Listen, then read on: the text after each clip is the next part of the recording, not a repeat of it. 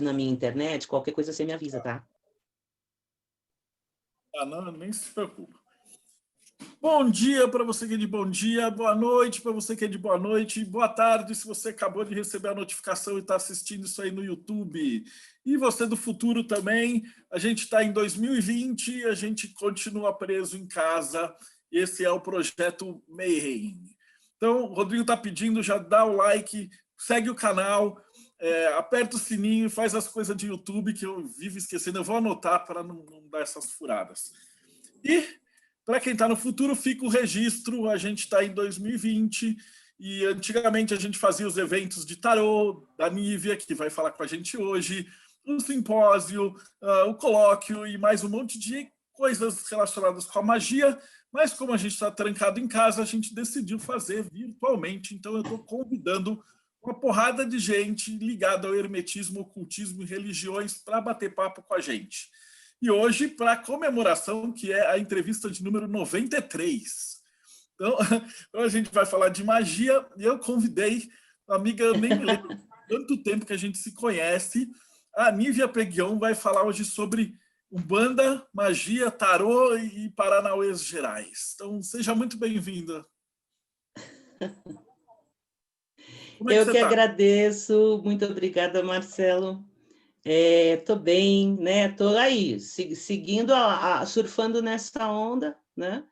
Temos que ficar em casa, então a gente tem que utilizar bem o tempo que a gente tem, né? Em vez de pensar que a gente está perdendo, a gente está ganhando e fazendo as coisas, né? Na verdade, essa é a minha primeira live, eu nunca fiz uma live. Essa é a minha primeira live, né? E aí, 93, eu não sou telemita, mas vou fazer uso do 93, que é bacana, né? Achei presságioso. E estamos aí, está tudo seguindo. Bom, a primeira pergunta que eu estou fazendo para todos os conhecidos, né? O pessoal que é youtuber, tá? Eu geralmente não conhece o pessoal que eu convido, porque geralmente eu convido grão-mestre de ordem, é o pessoal que estuda, não é o pessoal que é showman, né? Então eu queria que você Sim. contasse um pouquinho da tua vida, né? A gente brinca e fala assim, o que fez que uma pessoa, para sair do mundo normal e depois de 30, 40 anos, está organizando com colóquio de tarô para mulheres, assim. Então, qual que é a tua jornada? Bom, eu acho que a minha jornada é meio invertida, né? Porque, assim, de um tempo para cá, eu tenho percebido que muita gente que estudava magia, estuda astrologia, estuda tarô, acabou se unindo à Umbanda, né? E hoje a gente tem uma Umbanda muito mais lapidada, muito mais completa e mais complexa, eu acredito também, né? Eu comecei às avessas, né? Eu comecei em 1983. Quando você falou lá no painel do Voz que você não lembrava datas, eu fui caçar as minhas, porque eu também não lembrava as datas. Aí eu fui lembrar, falei, vou fazer uma linha do tempo. Eu comecei em 1983 e foi de uma forma muito curiosa. Eu tinha 17 anos e eu namorava com Edilson, né? Hoje sou casada com ele já há 25 anos. E era um domingo à tarde, minha sogra morava num apartamento que tinha quintal. E ela estava lavando roupa no tanque e eu estava num banquinho, sentada num banquinho do lado dela, batendo papo, falando, sei lá, qualquer coisa na época, nem lembro o que era o assunto. E eu tive um apagão, ficou tudo preto, e eu pensei, né? Na verdade, não pensei nada, eu só acordei uma hora depois, sentada no sofá da sala, com uma guia de Oxalá no pescoço. Aí eu falei, mas escuta, você imagina, uma menina provinciana, fui criada em vila, né? Família, embora eu tivesse uma avó aquariana louca, minha família era de origem católica, não tinha referência nenhuma de nada, né? Eu falei, meu, o que está acontecendo? Aí minha sogra pegou, botou calma, falou, ó, seguinte, você incorporou uma entidade.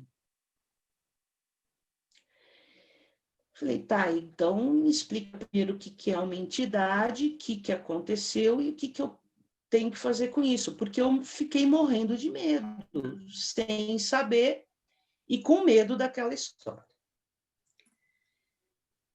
Aí, minha sogra, que até então católica fervorosa, né, que fazia parte da organização dos encontros de casais da igreja, sentou ali do lado e falou: o negócio é o seguinte, eu fui um bandista durante muitos anos e eu tinha essa guia guardada e o que você teve foi isso, foi uma incorporação.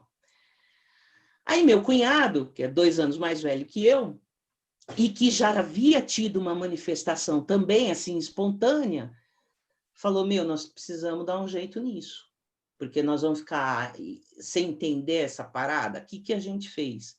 Fomos na mãe de santo da minha sogra, que ela já tinha saído uma cara. E aí a gente falou: ó, aconteceu isso e tal, e nós precisamos saber como é que é. Só que ninguém entendia nada. Então a gente foi numa gira, e eu me lembro que eu sentei no pé do Preto Velho e falei: Preto Velho, você me ensina. E a coisa aconteceu assim. Então, na época, você imagina, 83 não tinha nem lei, né? Era tudo fora da lei. A Umbanda, essas religiões eram todas perseguidas, porque se a polícia te parasse, a polícia te prendia, você não podia. Em 88 que a lei foi promulgada, né, de defesa de liberdade de culto. E se não tinha lei, você imagina, era só mesmo aprender no pé dos guias. Então, assim, foi super orgânico esse aprendizado. Então, a gente sabia, aprendeu a cambonear, aprendeu o que era que eles comiam, o que eles bebiam. E a gente não perguntava muito como é que era essa manifestação. Foi uma coisa de aceitar, era um mistério e tal. Aí foi passando o tempo, a dona da casa falou: olha, você precisa desenvolver, porque você não pode ficar solta, né? E eu comecei o desenvolvimento no terreiro dela. Só que teve uma parada que foi pior, porque eu era médium consciente. E na época, isso era proibido, você não falava que você era médium consciente. Não existia possibilidade de mediunidade e consciência estarem no mesmo texto. E aí eu falava, putz, eu sinto a manifestação, eu perco o domínio do corpo, eu falo coisas que eu não sei de onde estão vindo. Eu já estava com 18 para 19 anos, só que eu estou vendo tudo, estou ouvindo tudo, sei tudo que está acontecendo aqui. Então, eu falei, putz, tô louca, eu preciso de um médico. Aí fui mesmo. Fui buscar atendimento psicológico. Eu falei, tô maluca. Então, foi um drama, assim, essa coisa do extraordinário na minha vida, ele começou meio dramático. Porque eu sabia o que estava acontecendo comigo, mas eu não tinha respostas para isso. E a vida correndo, né? Fazendo universidade, então eu me formei em comunicação, trabalhei em grandes agências. Aí, nessa de ir atrás, porque meu cunhado foi meu fiel escudeiro, né? Hoje é pai de santo, faz mais de 30 anos que ele toca um terreiro de Umbanda, porque foi o caminho dele, né? A gente acabou indo em muitos lugares, né? Porque eu queria uma resposta, porque todo mundo dizia assim para mim: ó, eu sou inconsciente, eu não vejo nada. E eu era consciente, eu falava: gente, eu vejo tudo, eu estou errada, tem alguma coisa errada comigo. Até um dia, e isso era uma tormenta, assim, era angustiante. Aí um dia nós fomos num terreiro, esses terreiros bom que é longe pra caramba, chão de terra, né? Mais ou menos em 85, já tinha uns 2 anos que a gente estava tentando entender isso e desenvolver o processo. E eu me lembro que eu entrei, Marcelo, o terreiro era assim, era uma parede assim de armário, de prateleira, só de coisa de guia e boneco dos herês, e era tudo guardado ali, e o chão era de terra mesmo, né? E eu lembro que eu entrei e a mãe de santo do terreiro era uma negrona, assim, linda, assim, toda vestida. Tinha uma pegada de candomblé, sabe? Toda de branco, assim, vestida. Eu falei, putz, ela vai me dizer, né? Essa mulher vai me dizer. E realmente, quem tirou o piano das minhas costas foi essa mãe de santo. Eu não lembro, né? Porque foi muito assim, a gente ia onde o povo falava, ó, oh, tem um lugar legal aqui, um lugar legal ali. E aí, nos pés dela, eu me sentei e falei, puta, me ajuda, porque eu acho que eu estou ficando louca, né? Eu sou consciente, eu vejo tudo e eu sei tudo que está acontecendo. Eu só não tenho autonomia física e falo coisas que eu não estou pensando, né? E aí ela disse assim para mim, filha, 90% dos médiuns é igual você, mas ninguém fala.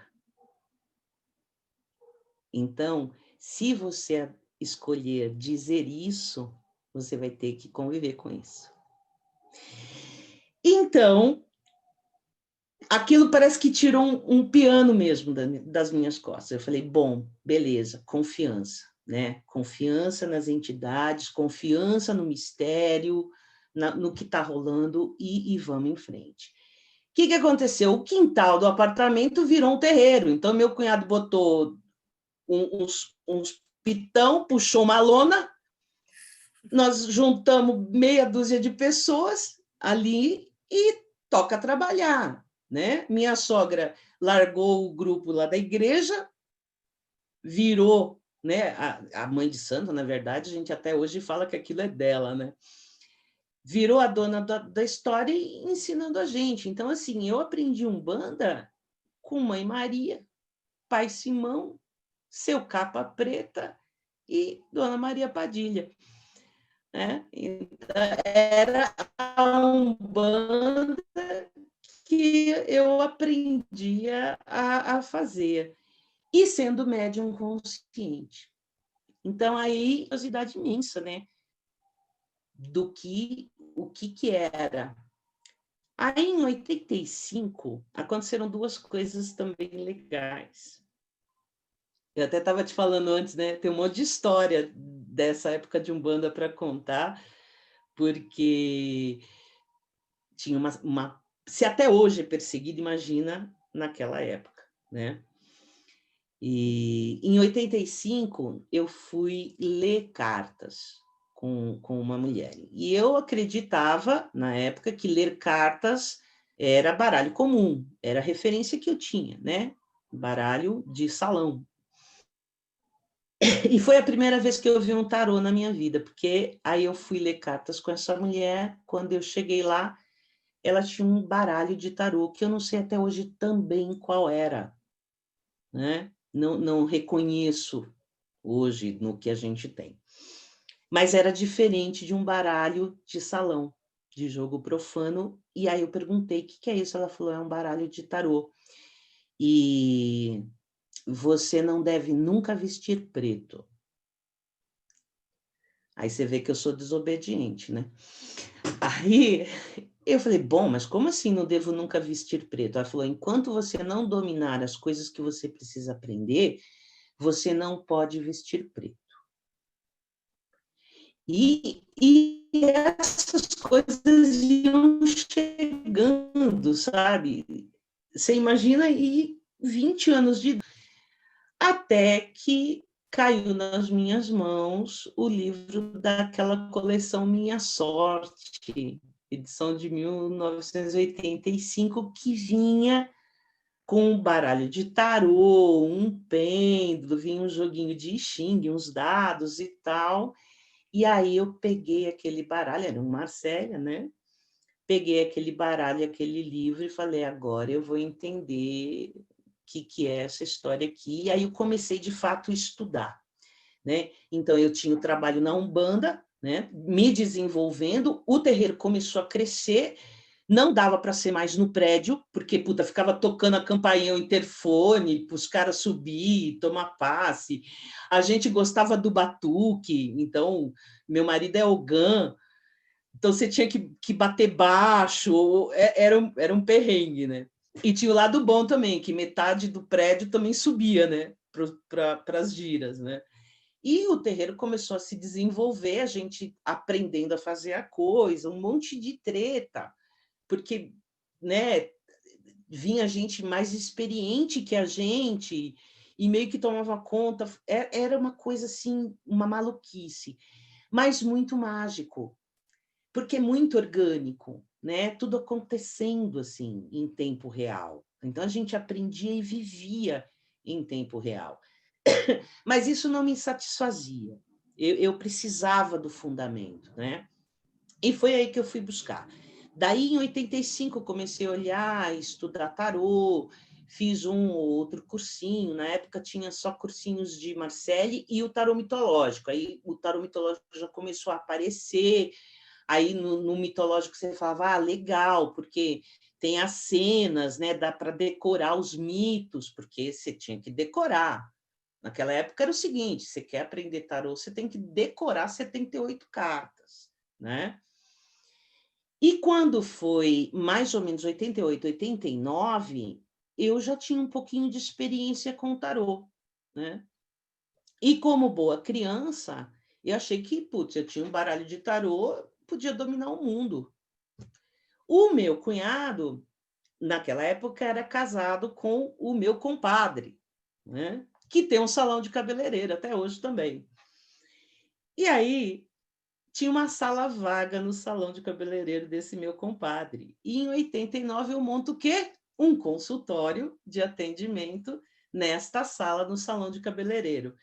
Então era hilário, porque assim, minhas clientes eram as clientes que iam fazer cabelo e unha e que já aproveitava fazer de quebra uma consultinha de tarô, né?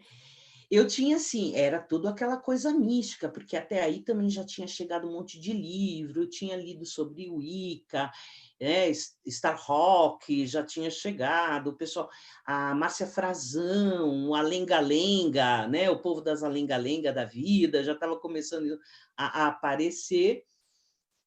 E então eu montava aquela mesa assim, que tinha que ter vela, tinha que ter sal grosso, cristal e tudo, ninguém podia botar a mão, né? Fechava o tarô no pano preto.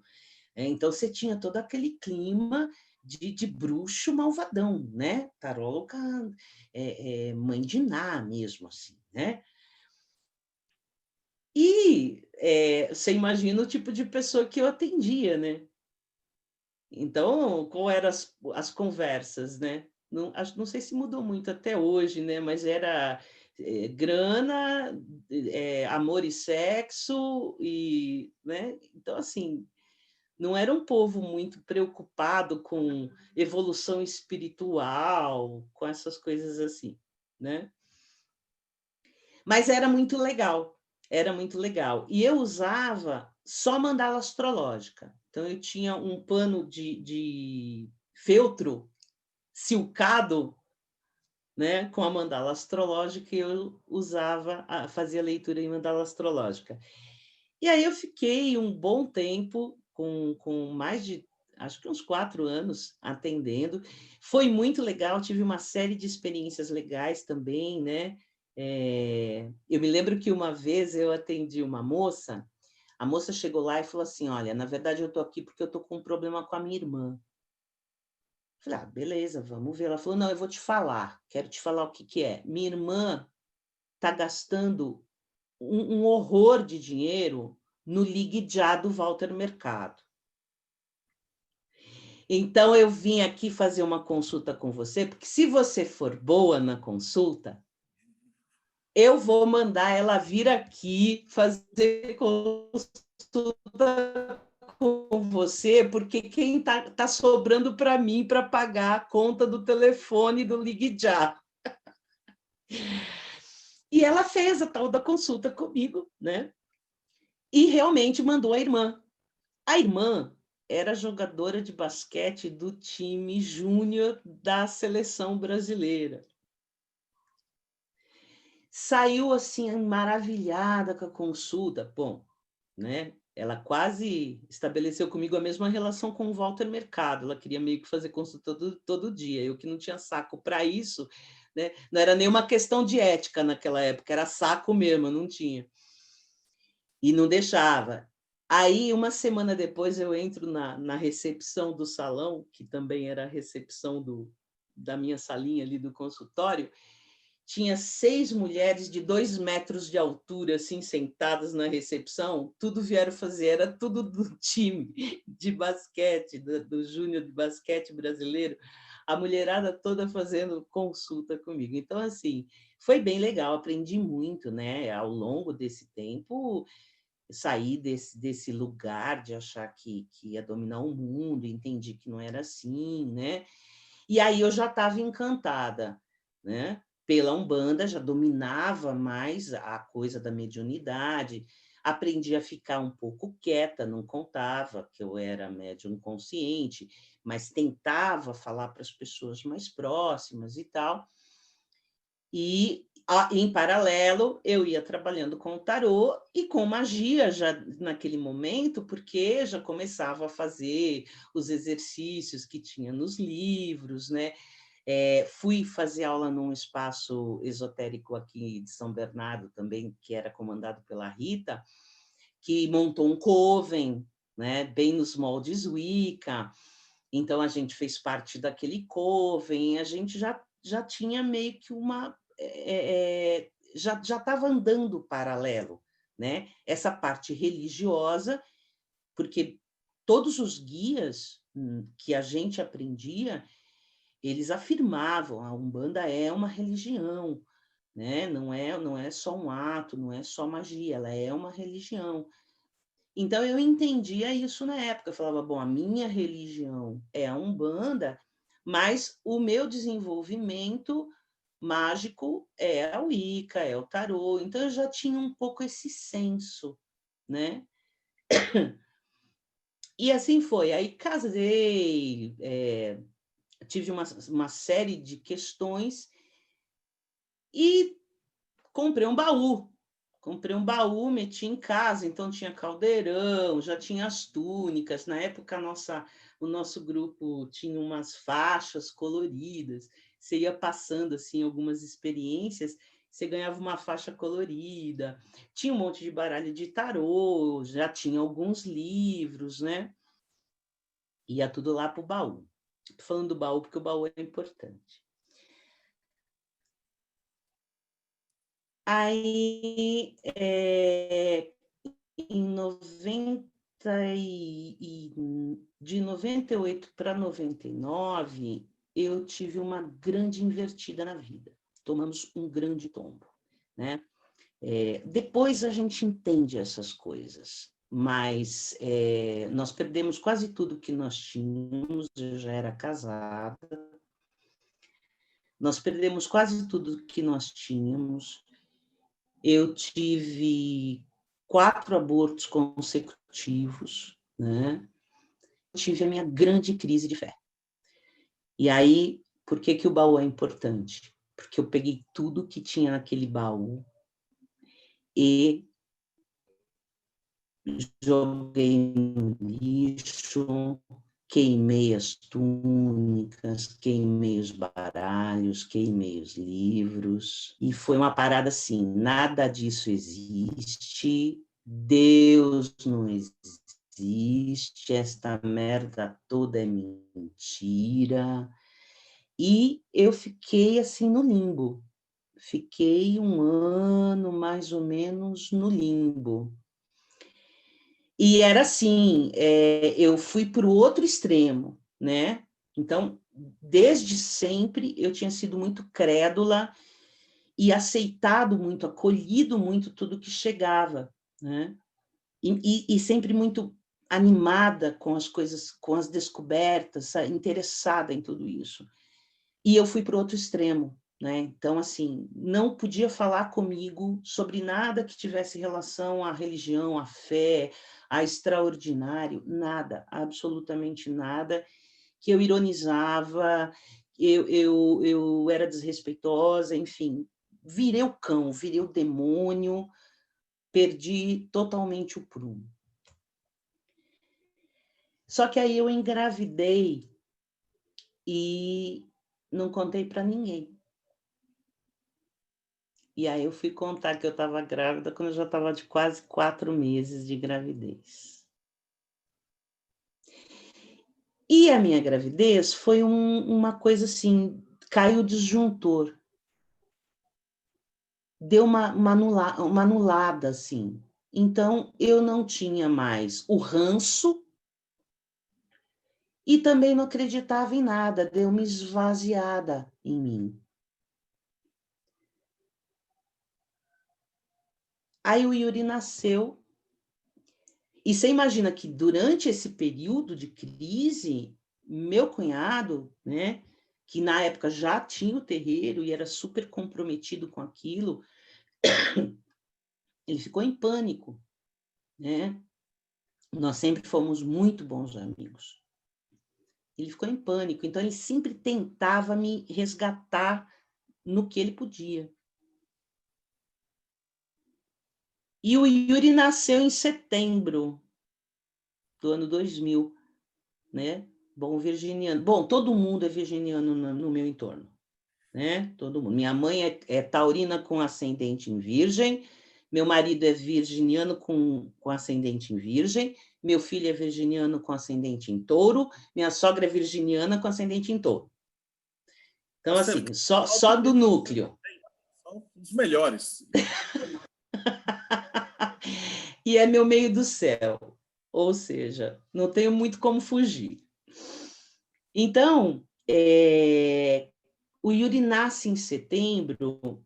Quando ele está com 2 meses de idade, o meu cunhado, Rogério, ele me liga e diz assim, quero levar você num lugar, você está muito presa dentro de casa e eu queria te levar num lugar.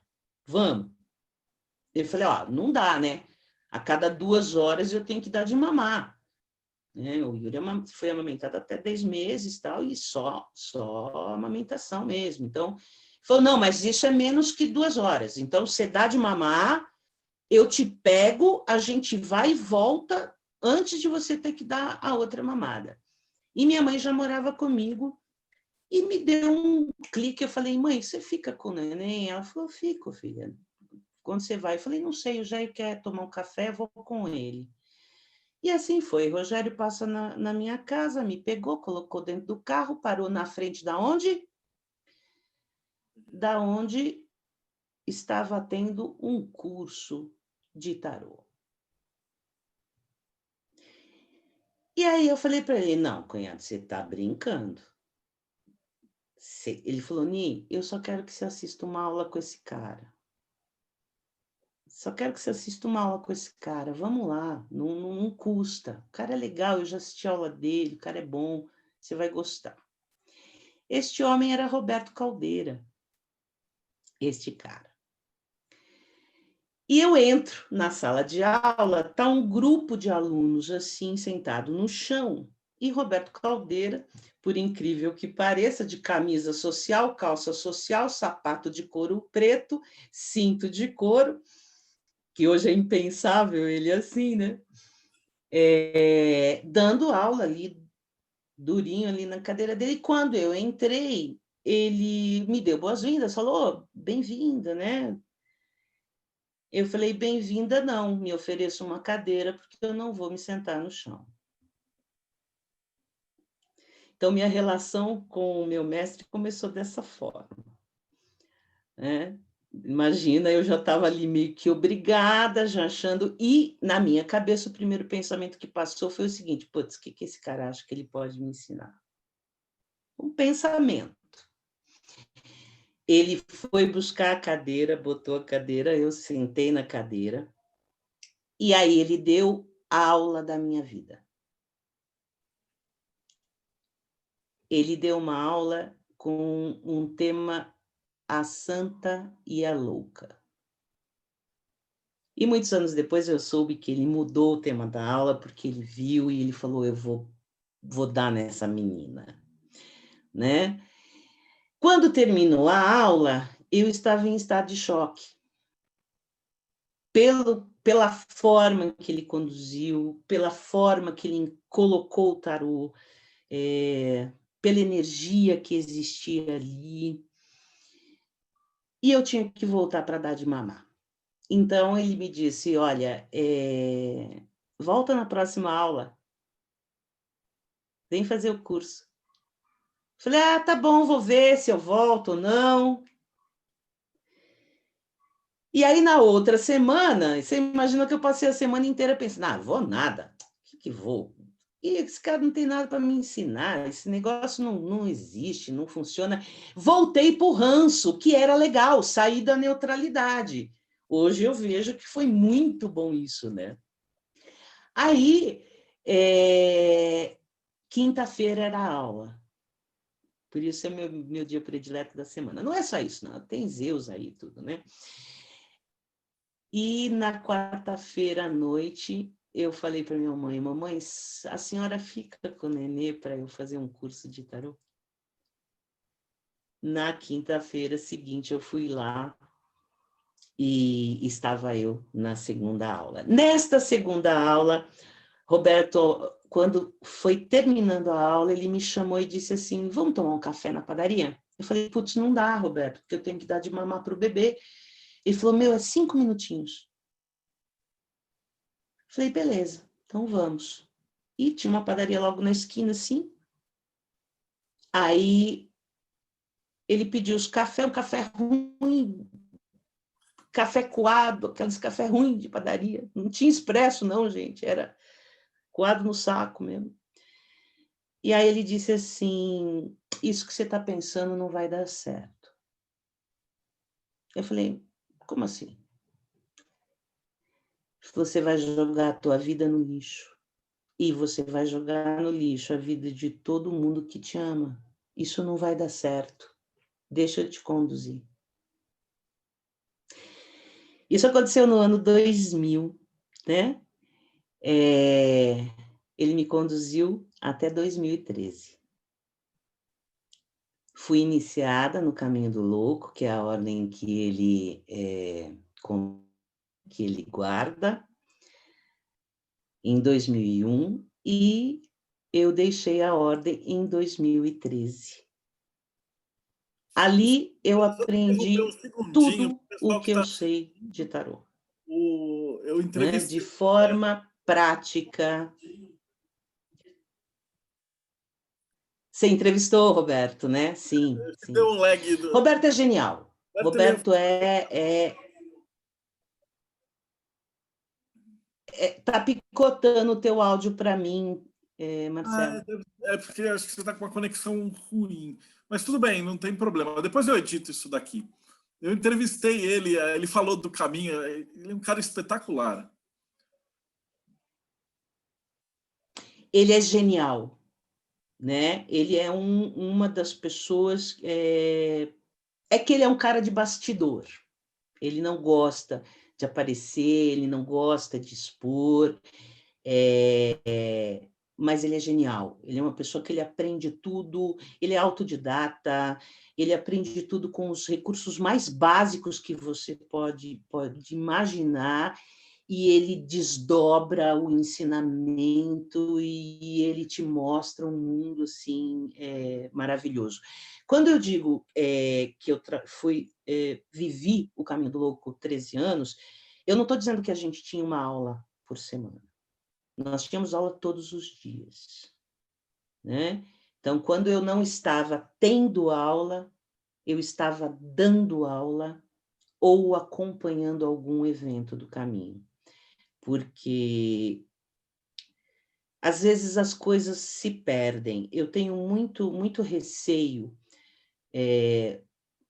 Por um lado, eu acho maravilhoso os workshops, os cursos de final de semana, porque é importante, é o que a gente tem, é possível, e o mundo hoje é assim. Mas eu também me preocupo com o magista de final de semana, né?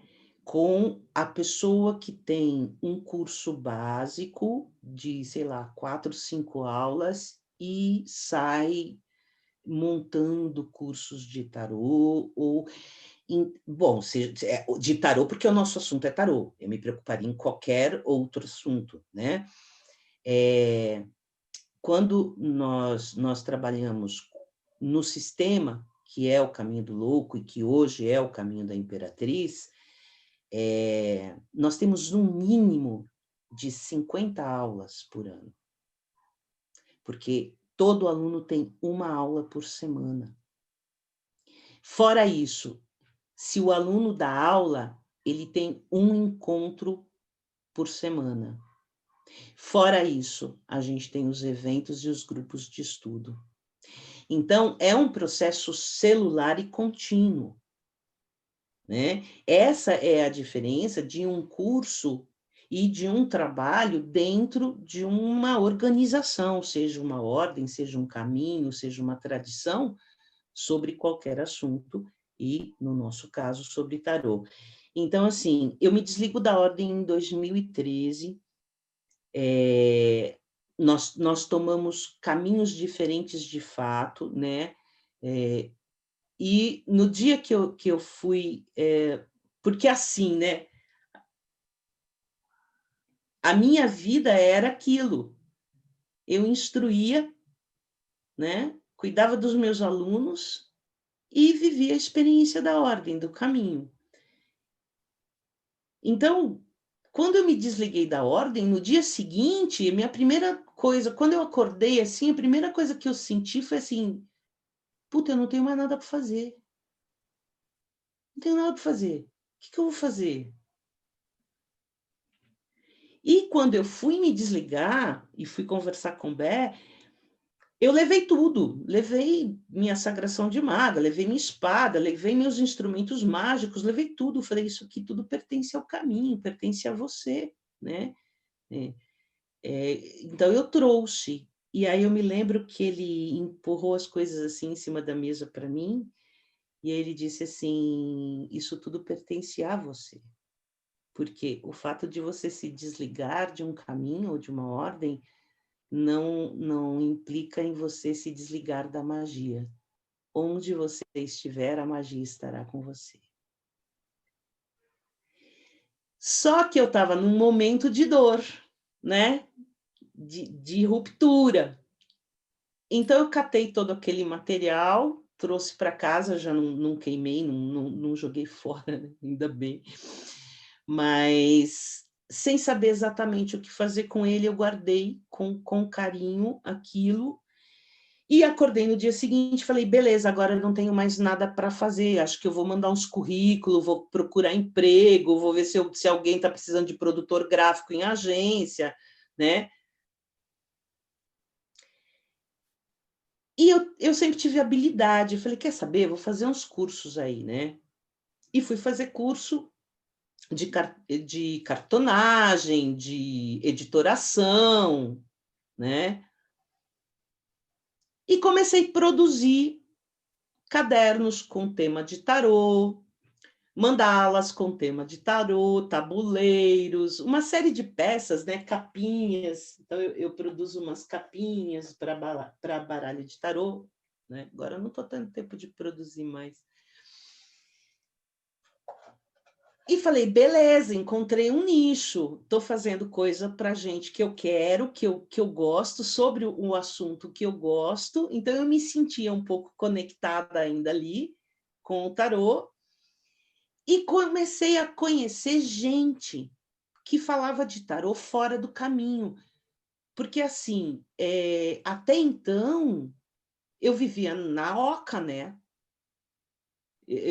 A gente brinca que Deus mora em São Mateus, né? Porque lá é o caminho do louco.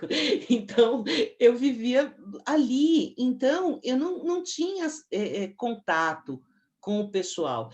Aí eu comecei, aí entrei nas redes, que eu também não tinha, pouquinho do Orkut, eu conheci, mas muito pouco.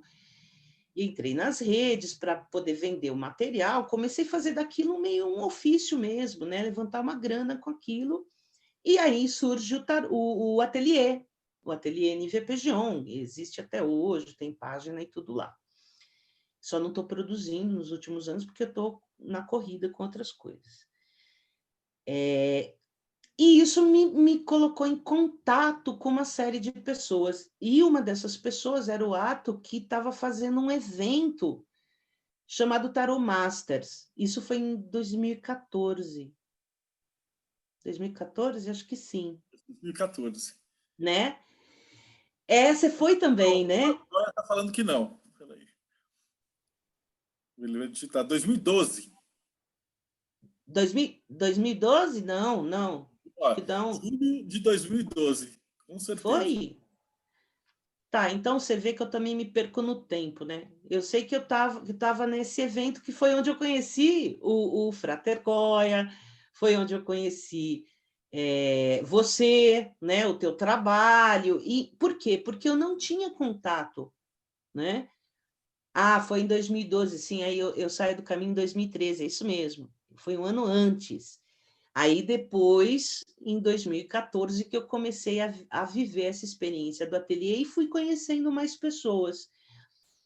E conhecendo mais pessoas, as pessoas começaram a me pedir para dar aula. Pô, Ni, monta um curso de tarô. Poxa, Ni, monta um curso de tarô.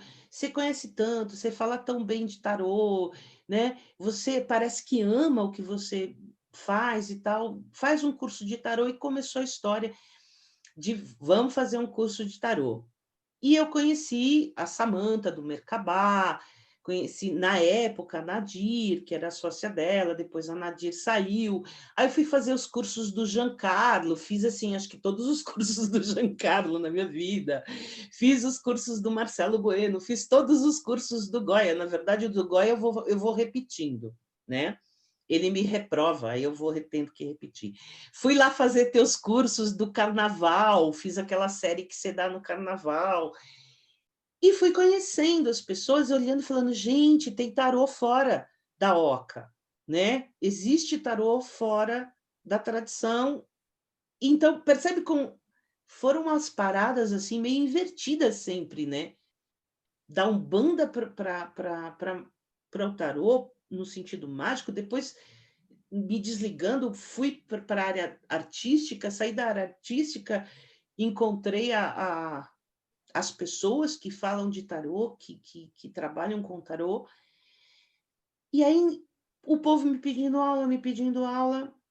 Em 2015, antes do meu aniversário, eu sou canceriana, eu faço aniversário no meio do ano, e eu sempre tive umas práticas, né? Eu mantive as minhas práticas do Caminho do Louco, né? Meus acessos com o pessoal inorgânico, com os meus mestres espirituais, eu busquei manter as práticas, né? Sempre fui aluna, sabe aquela coisa de aluna CDF, né? Então, tenho milhões de anotações e tal, e eu buscava estudar, aprofundar, aprimorar aquilo sozinha, né? E aí eu fiz uma série de leituras sempre na época do meu aniversário, que antecede o meu aniversário, eu faço o meu mapa numerológico, esse ano eu fiz com o Johan, maravilhoso, assim, né? Tem também um livro de Crowley dele, então, puta gente fina, ele fez para mim esse ano. E aí eu joguei tarô com umas pessoas, fiz 2 ou 3 leituras de tarô naquele ano. E todos me disseram a mesma coisa. Inclusive, uma delas foi o Goya, né? E todas me disseram a mesma coisa. Você não tem como fugir da sua missão. Você tem alguma coisa grande para construir, você tem que reunir esse povo que está te pedindo aula, você tem que aceitar, você não tem como fugir disso, é um erro, né?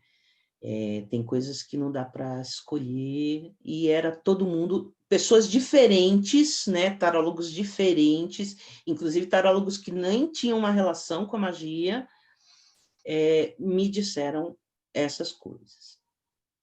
Aí eu fiz o seguinte, pedi emprestada a casa de praia de uma amiga, catei meu material mágico, falei para a família, vou ficar fora 10 dias.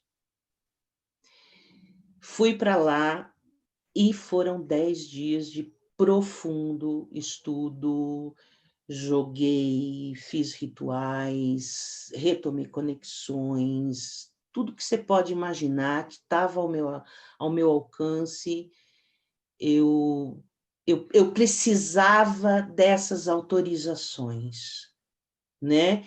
Eu sabia que eu tinha autoridade no trabalho até certo ponto, né? Mas eu precisava dessas autorizações. E todas as autorizações vieram. Aí eu coloquei 3 presságios. Eu sou uma mulher de presságios. E um deles era reunir 12 pessoas na primeira aula, né? Marquei uma quinta-feira, que era já o meu dia de sorte, às 9h, em São Bernardo do Campo, o povo vindo de todos os lugares que você imagina, Osasco, Guarulhos, gente, assim, não vai dar, sabe, assim, não é para acontecer, e não disse o que era. Disse que eu tinha uma proposta para fazer de um curso que eu queria dar, caravanas, isso mesmo. E aí, era o último dos presságios, né? 9h estava todo mundo sentado na minha sala. De lá para cá,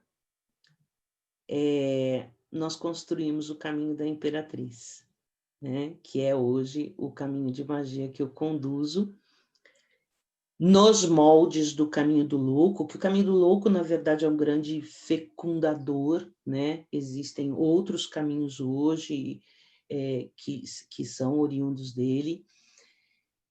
E, é claro, cada um tem a sua identidade, tem as suas diferenças, tem as suas práticas, o próprio arcano conduz, né? O arcano dá essa cara, dá a dimensão do trabalho. E eu, logo de cara, falei para essas pessoas, eu não sei o que a gente vai fazer. Eu tenho um conteúdo para te dar. Eu posso passar para vocês tudo que eu aprendi, né? O que isso vai dar, eu não sei. Tanto que o primeiro ano do caminho, até 2016, a gente não tinha nome. A gente não sabia como se tratar, assim, o que a gente era. Então, a gente falava, sei lá, um grupo de estudos, a gente não sabia. Para falar a verdade, eu nem sei direito ainda, porque não é uma ordem, porque não tem CNPJ, não tem essa coisa, sabe? E a gente também não tem tudo fechado, a gente vai construindo junto. Então, esse meu pessoal que está comigo desde o começo, que hoje tem o grau de guerreiro, né? No caminho, já estão há quase 5 anos aí, eles que pavimentaram a parada toda, né? Eles que deram, assim, o formato, sabe? Eu acho que eu fiz o papel yang do caminho, né? Acho que eu trouxe isso para montar, e eles fizeram o papel da forma do caminho da Imperatriz. Então, é muito novo ainda também, né? 5 anos em magia para uma estrutura é muito pouco, né? Eu tenho 30 anos de história mágica aí, e eu acho pouco, né? Tanto que, há 5 anos atrás, veja vocês, né? Ao mesmo tempo em que o caminho da Imperatriz nascia, eu sento lá no chão para aprender o tarô de Tote nos cursos do Goya. Porque era um baralho que eu olhava e falava, não, isso aqui é outra coisa, isso aqui não é o que eu conheço, isso aqui é uma outra coisa, né? E aí eu me coloco para aprender, porque acho que é fundamental, e acho que para você liderar alguma coisa, você tem que ser o exemplo daquilo que você está pregando, né? Então, quem sou eu para me negar a aprender? se eu digo para os meus, né, aprende sempre, vai lá, faz o curso do fulano, faz o curso do Beltrano, leia os livros, entra nos processos, porque é o jeito que eu acredito, né? Mas eu vim da prática para o fundamento. Então, eu não sou uma pessoa letrada em magia, eu sou uma pessoa vivida em magia, né? Do alto dos meus 25 anos, eu vivi, né? Estou com 54 anos, então, assim, 30 e poucos desses tempo dedicado a esse processo, né? Muito experiencial mesmo. Então, é isso, é um pouco do que eu vivi. E quando eu me desliguei da Umbanda e eu continuei só na magia, não foi por uma questão qualquer, no sentido de descrença ou de desimportância, foi realmente uma questão de foco, né? Não estava dando mais conta, eu não dava mais conta de desenvolver todo o processo mágico nos moldes que me era exigido, né? Porque o Roberto me instruiu com muito amor, mas com muita exigência, né? Eu acho que ele sabia, né? Que eu tinha que fazer alguma parada lá na frente, porque ele me exigia o tempo todo, e embora amorosamente, né? Então, assim, é mais ou menos isso a minha A história. gente vai chegar nos detalhes do Caminho da Imperatriz depois. Mas essa entidade que você trabalhava no comecinho, você parou de receber, só ele saiu fora, ou ele continua no tarô? Como é que é essa relação? Continua. Como que Isso. funciona isso? Pois é. O que a gente fez, né? É, porque chegou uma hora, a coisa estava meio maluca, tá? E, gente, eu não estou defendendo nenhuma verdade aqui, hein? Eu estou contando minha história, beleza? Então, assim, médium consciente, eu conversava com a entidade, então parecia coisa de louco, porque às vezes a entidade falava alguma coisa para a pessoa e eu entrava e falava com a entidade, falava, mas fulana, tem certeza que é isso mesmo? Então, era uma coisa de maluco, assim, já tinha meio que isso. Então, eu já vivia uma relação meio de amor e ódio dentro do terreiro, do próprio terreiro. Porque quem conviveu comigo desde o começo entendia perfeitamente isso e respeitava, porque também não sabia explicar. Porque chegou uma hora eu falei, não sei explicar, deixa rolar. Né? Agora, os puristas e tal, que assistia, então tinha uma série de críticas, já tinha haters, né?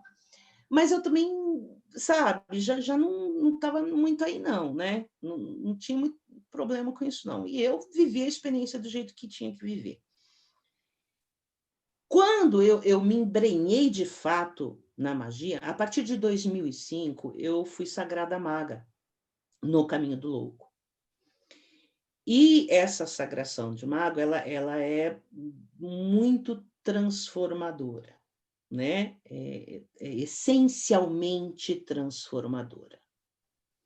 Eu acho uma aula de tarô transformadora, mas ela é essencialmente transformadora. O que começou a acontecer?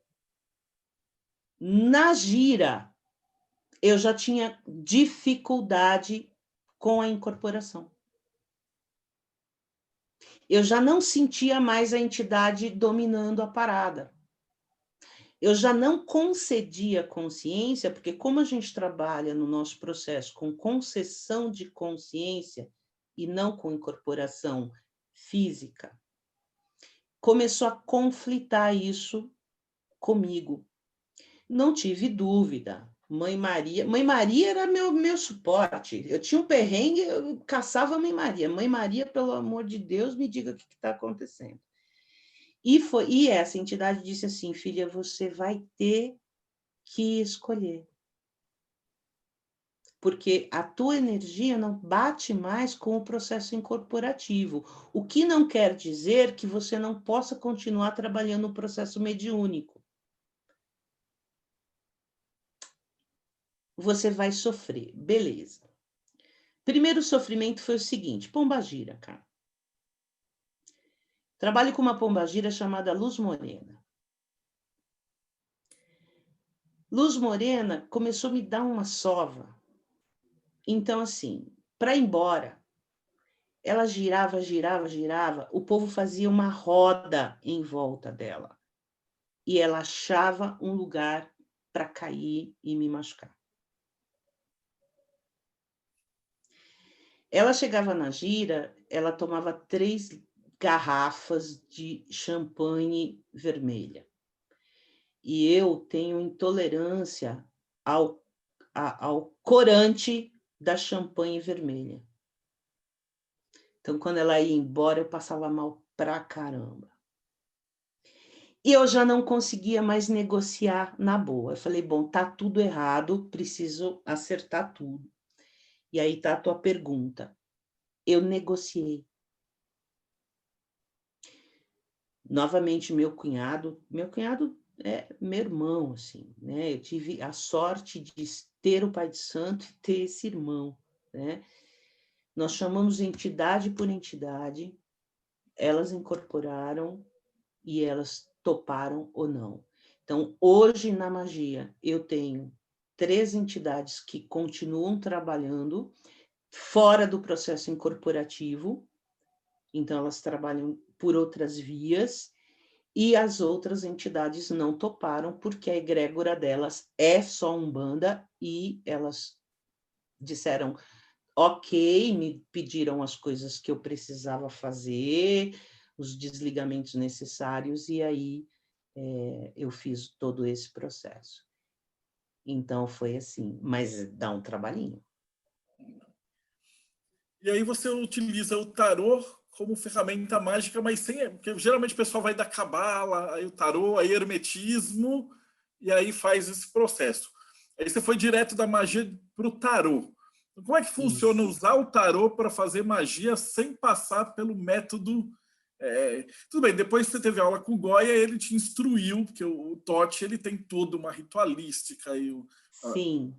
Como é que funciona essas 3 etapas? Tipo, a magia pura, depois ela formatada de um jeito, e depois ela entrando bem numa formalidade bastante rígida, né? Como é que isso funcionou para você? Pois é. O que eu acredito e faço, né? A matriz da minha magia é o tarô. Ponto. O que é o tarô? As 78 lâminas. Isso me basta para o meu processo mágico. Né? Eu não preciso correlacionar isso com Kabbalah, eu não preciso correlacionar isso com astrologia, eu não preciso correlacionar isso com Enoquiano, eu não preciso correlacionar isso com Goetia, eu não preciso ter outra matriz. Apenas as 78 lâminas de tarô me bastam para desenvolver todos os processos associativos correlativos de atos mágicos e de ritual. Né? Então, por exemplo, nós temos lá, nós partimos do ponto, 2 pontos, 3 pontos, 4 pontos, 5 pontos. Então, nós temos o quê? O que é a figura geométrica? Né? É o número formatado. Né? Então, é uma linguagem que acontece aqui. E você pode usar o baralho e trabalhar com essas formatações, até a figura geométrica perfeita, que seria o círculo. Então, quando você tem isso, com o baralho de tarô, você não precisa de mais nenhuma matriz. O que não quer dizer que outras matrizes não funcionem, não estejam corretas e não sejam maravilhosas, tanto que eu as estudo. Né? Agora, para o processo mágico, basta o tarô. Vou dar um exemplo básico que eu acho que dá para a gente alcançar aqui, sendo uma live. Né? Nós temos 22 arcanos maiores. Um é o mundo. Então, a gente pode considerar que esse mundo é a nossa referência, é o mundo em que vivemos. e um é o louco, partindo do princípio que o louco é o buscador, é o adepto, é quem vive a magia, né? Nos sobram 20 arcanos. Se eu tiver um círculo com os 20 arcanos, você tem todas as correlações perfeitas. Imagéticas, numéricas, geométricas, exponenciais. Então, você tem 1 para 11, a 10ª superior. Você tem um círculo que você pode fatiar em quantas partes você quiser. Você pode pegar os eixos de uma mandala astrológica, por exemplo, e transferir para este círculo, e você vai ver arcanicamente o funcionamento, né, dos aspectos mágicos celestes. Então, olhar o baralho como uma matriz e tendo neste círculo, né, o processo perfeito ou a matriz perfeita de onde se originam outras matrizes é o suficiente para embasar qualquer ato mágico e qualquer ritual. Por outro lado, você olha para a Kabbalah, o que você vê? Uma matriz alfanumérica, dividida em planos, né? E se você levar em conta que o centro, né, da consciência é uma séfira, é um círculo ali, né, onde está o sol, né, Tiferet, se você traz para esse olhar, faz esta relação, o que é esse símbolo? Um círculo com um ponto no meio, né? Então, eu posso transformar isso tranquilamente tendo os meus arcanos de tarô. É claro, não dá para pirar, isso não é uma coisa que eu pego lá de qualquer lugar, isso foi o que eu aprendi, o que eu trouxe, e aí, a partir daí, é o que nós desenvolvemos, né? Mas é absolutamente possível você trabalhar tudo apenas com as 78 lâminas. E agora a gente vai entrar nos detalhes do caminho da Imperatriz, né? Então, como é que funciona? Já estão perguntando assim, como é que eu faço para entrar? É só pode mulher, pode homem, né? Quando eu entrevisto uma ação assim, pode mulher. Agora a pergunta assim, pode homem? Pode. Pode, é o matriarcado, mas pode não, deve. Na verdade, o nosso caminho tem mais ou menos 50% é homem, ou talvez 40%, eu nunca fiz essa conta. Hoje nós somos 70 pessoas, mas fica, acho que deve ter lá uns 30, quase 30 homens e umas 40 mulheres, é isso mesmo, né? É uma ordem lunisolar. Gente, eu fico usando o termo ordem porque é mais fácil, tá? Mas a gente não chegou ainda na alma disso. É lunisolar, então é para meninos e meninas. Como é que funciona? Primeiro, você vai fazer mais ou menos 1 ano de curso com um dos nossos professores. O caminho é celular, tá? Então, o que é celular? Existe o matriarcado, ou seja, eu que conduzo, né? Que no final da história talvez eu não mande porra nenhuma nisso, né?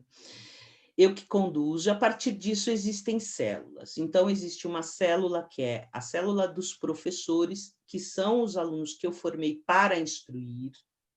Existe uma célula que é o Círculo da Lua, que é o trabalho de menina, o Clube da Luluzinha, a gente faz trabalhos realmente de magia lunar. Existe uma célula que é o Círculo do Sol, então é o Clube do Bolinha, que faz os trabalhos mais voltados para o masculino, e esses dois círculos se interseccionam, todos se interseccionam, né? Existe um círculo que é o círculo das cerimonialistas, que o pessoal acha que são as governantas, porque elas cozinham, cuidam dos eventos e tal. Na verdade, não, é o círculo destinado ao sacerdócio, né? A quem tem a pegada do sacerdócio, que é o servir.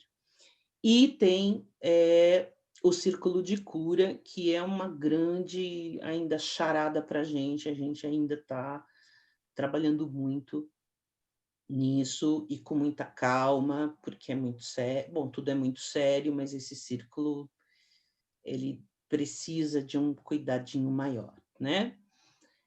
Para desenvolver, pelas nossas próprias competências. Muito bem, esses círculos se interseccionam e o caminho funciona dessa forma, né? Em movimento. Para entrar, você precisa fazer aula com um dos professores, que é um dos professores do Círculo dos Iniciados, que é o Círculo dos Professores.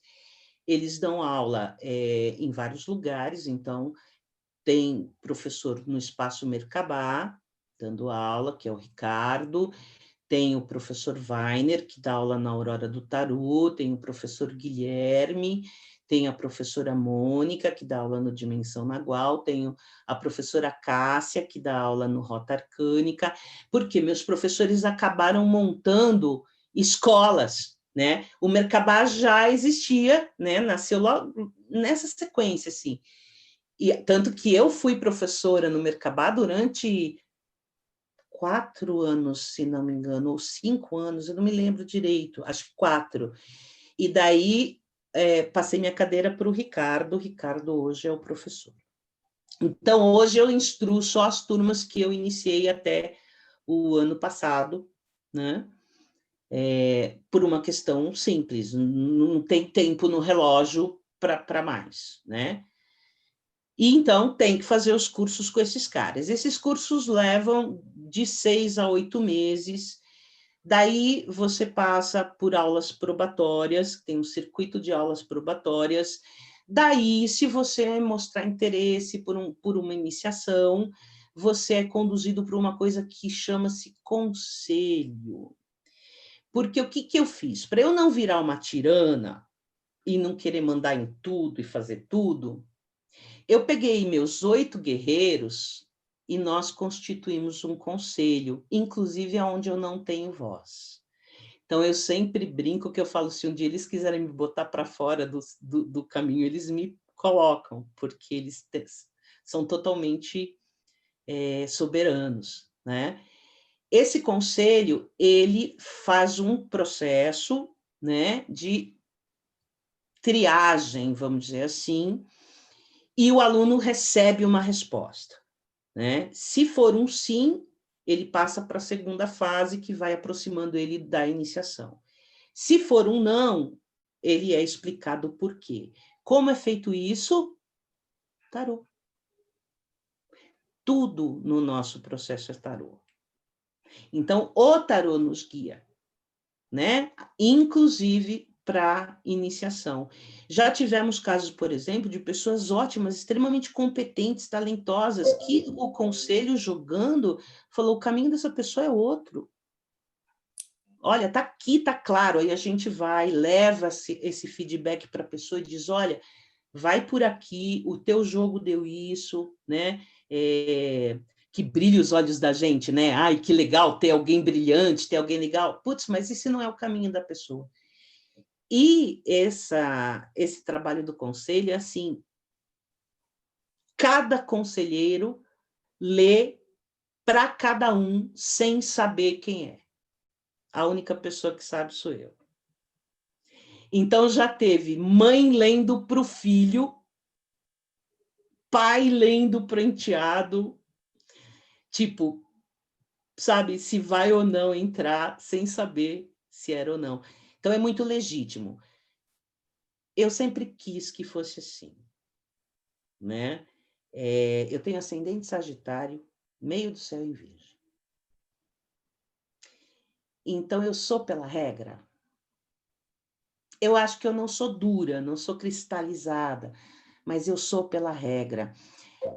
Tudo no caminho é muito transparente. E tudo é feito, sabe, a 8 mãos, a 12 mãos, a 16 mãos, porque é algo que eu acredito, né? Então, quando eu brinquei, que eu falei, acho que eu não mando nada, é meio isso, né? Não parte por mandar, parte por tempo, né? A nossa hierarquia, ela é horizontal, né? Então, eu só estou à frente porque eu tenho mais tempo.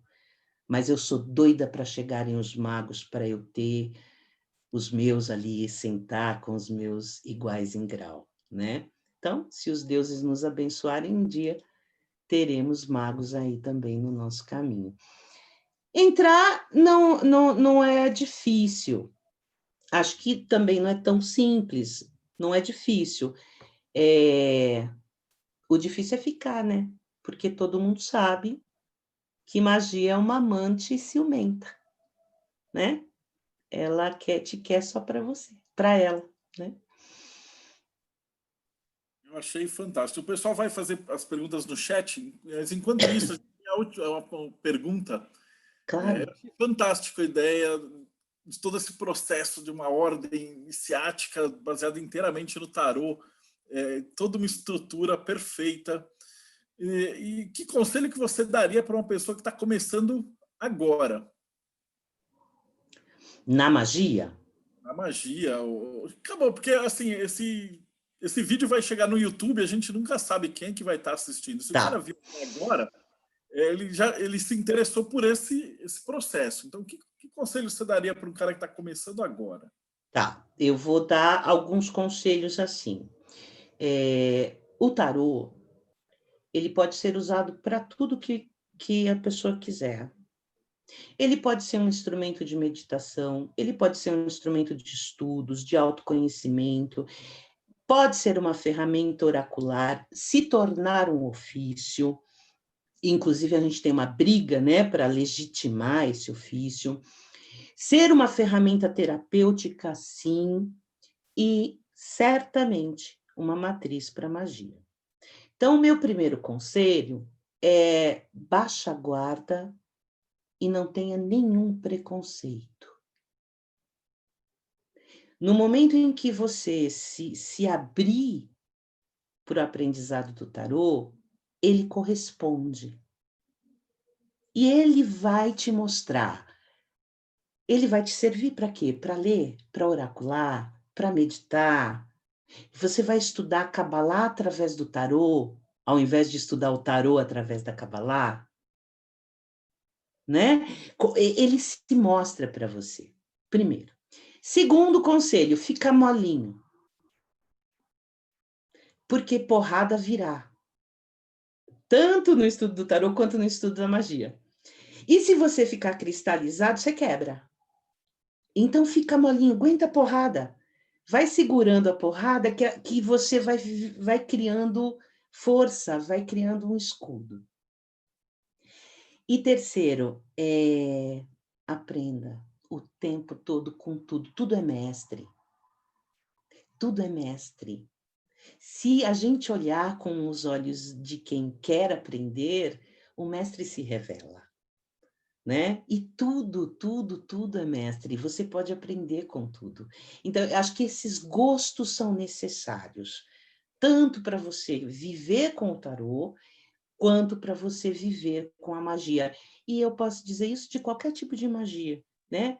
Visto que eu já passei lá pelos caminhos da Wicca, já passei, conheço o trabalho telêmico, não com profundidade evidente, né? Mas conheço os trabalhos telêmicos, já vi muita gente de outras ordens místicas, e é isso, né? E faça tudo com amor, né? Acho que amor é a... Nós estamos no 93, não é isso? Então, amor é a lei. Só ficou faltando a última coisa, qual os links e como é que o pessoal te ajuda? Porque o pessoal que está do YouTube, está tudo aqui embaixo na descrição, mas tem gente que vai escutar isso pelo podcast. Então, como é que o pessoal te acha? Tá. Nívia Pegion, em tudo. Tô no Instagram como Nívia Pegion, tô no Facebook como Nívia Pegion, e acho que só tem essas duas redes, porque nem dessas eu dou conta. Meu e-mail é nivia.pegion@gmail.com. Pode me mandar e-mail também. Eu prometo que eu respondo, adoro conversar, falo pra caramba, já deu para perceber, né? E é Nivia,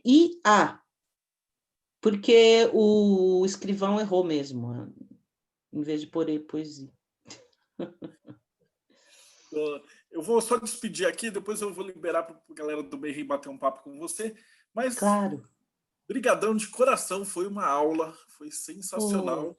que E você legal. pode contar com o pessoal do Mayhem para divulgar todo o evento e a gente participar dos teus eventos.